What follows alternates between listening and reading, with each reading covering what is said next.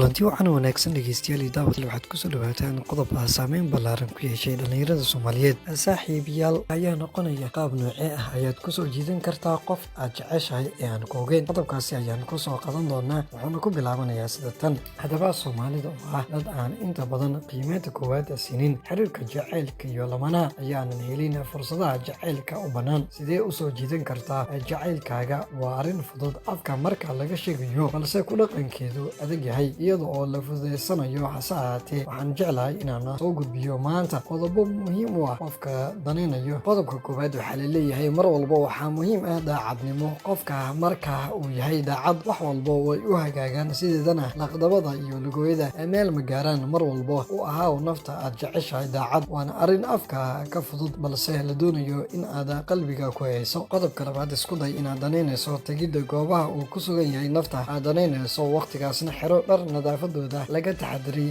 Ishabeey marka aad is aragtaan, ku bilow salaan, hana iloobin inaad macsalaamayso waqtiga aad ka tegayso. Waqti walbana macsalaameys ka duwan tii hore ku macsalaamay. Qodobka saddexaad, haddaad isku meel ku nooshiin, dareensii in aad ka naxayso subaxii waqtiga hurdada laga kaco. Weydii sida uu waaga ugu waabariistay, ka wac telefoonka iyo wixii la mid ah. Qodobka afraad, waxaa la leeyahay waqtiyada qaar sameey waxyaabaha uu ku farxo adigoo dareensiinaya una loola cadeynaya. Sidoo kale sameey waxyaabaha uu kugu dareemi karo inaad ka naxayso, waqti walbana galgacayl sii. Qodobka shanaad, waqtiyada qaar ka maseer markaad aragto naf aad jeceshahay oo la socoto asxaab cusub si uu ku dareemo inaad danaynayso, halkaasna uu ugu dhasho dareen ah inuu keli ahaado. Qodobka lixaad, waxaa la leeyahay waqtiyada aad tagto si aad ugu warhayso waxa uu ku sugan yahay, aragtidiina ha badato mar walibana si uun kaaga dhumin ama uusan kaaga raacin qof kale. Dhegeystayaal, intaasi ayaan kusoo gabagabeynayaa